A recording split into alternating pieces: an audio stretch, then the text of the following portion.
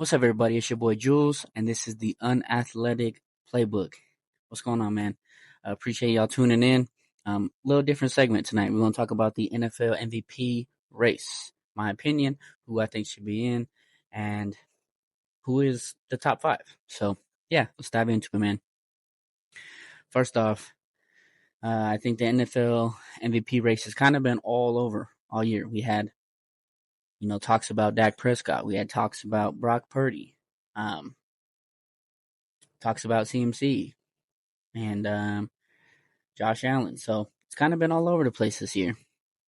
But yeah, man, I think the current standings right now, projecting wise, is going to be Lamar at number 1, Josh Allen at number 2. I think it was Dak Prescott at number 3, CMC at number 4, Brock Purdy at number 5. All right, let's dive into it, man. So, personally, my personal opinion, I think CMC deserves that. I think the reason being CMC deserves it is we have not seen a running back win MVP since 2012 with Adrian Peterson, breakout season. I think CMC's season could definitely be compared to that. And I think overall, player-wise, I think he did the most and he deserves MVP. Is he going to win MVP? Most likely not, because we all know that is the quarterback award. So then you go to the next bill. You got Lamar Jackson, Dak Prescott, Josh Allen, Brock Purdy. Those 4 right there. Out of all 4 of those, I still think CMC had the better season. You had a guy who went on a 17-game streak of a touchdown every single game. That's insane. You had a guy who had 14 touchdowns as a running back. That's unreal. Almost 1,500 yards rushing. That is an insane amount of yards for a running back. And now I get what everyone is saying. Oh, he had 21 total touchdowns. So did Mostert. I get it, man. I get it. Running backs get no love. Let's be real. Running backs get no love. And it's kind of sad. But I think it's time that we switch the MVP trophy to the quarterback trophy, man, because that's all it is. Every single year, it's going to be a quarterback. So, because it's going to be a quarterback, let's talk about who I think is going to win it. All season long, I think everyone was campaigning for Brock Purdy. Don't get me wrong. I think Brock is a solid quarterback. I think he's just a system quarterback. I think you look at what Jimmy G did in that system with Shanahan in San Francisco.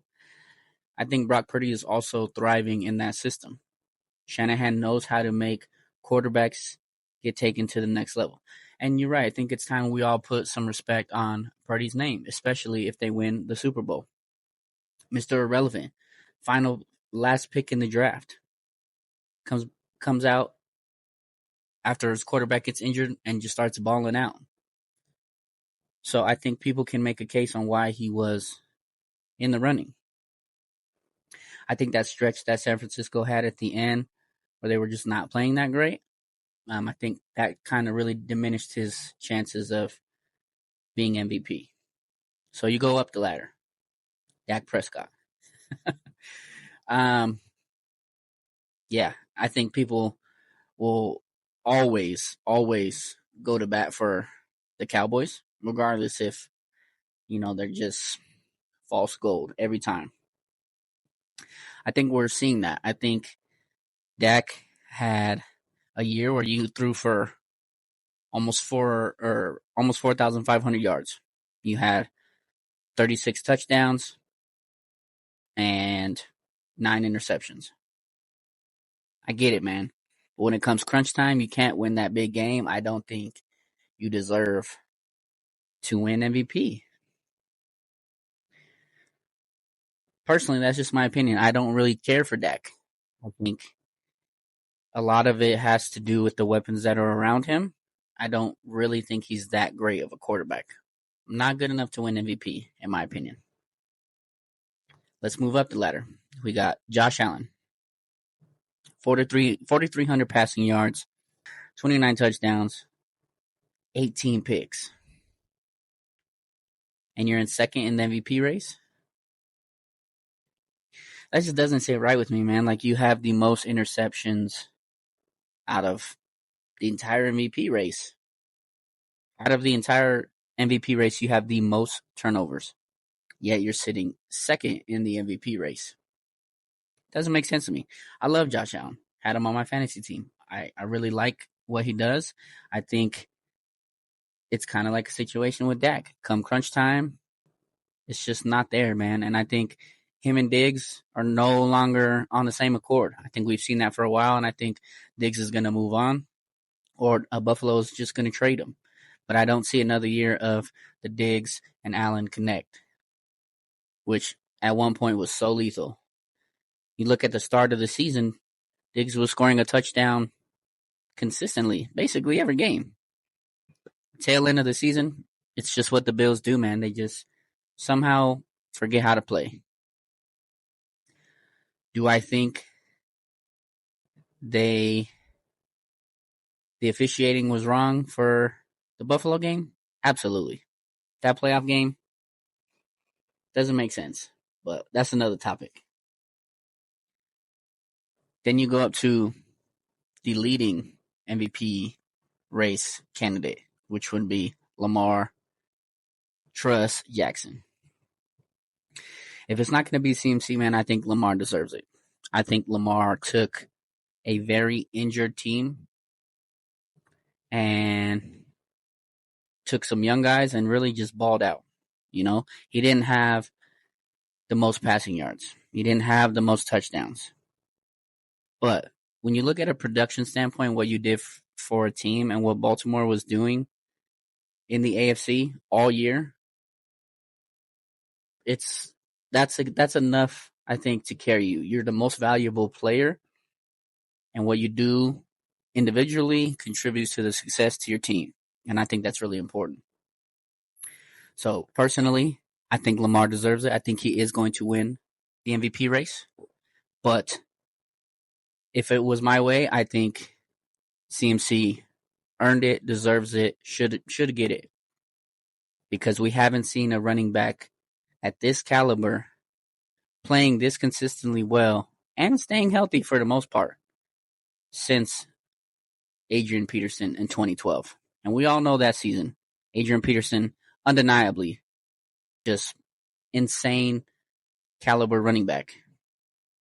But that is over 12 or 14 years ago. And you're telling me that there hasn't been another running back at MVP since then? At some point, you got to just bite the nail and call it the quarterback, the most valuable quarterback, because these guys, these running backs, get no love.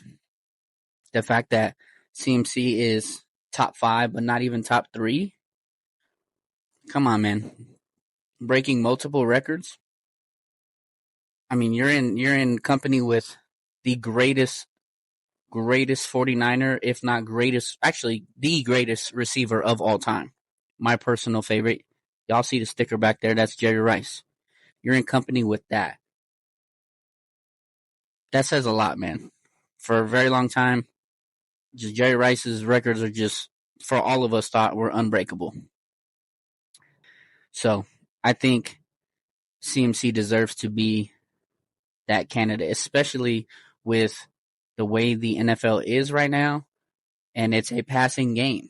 It's not a run first, hard nose type of game anymore.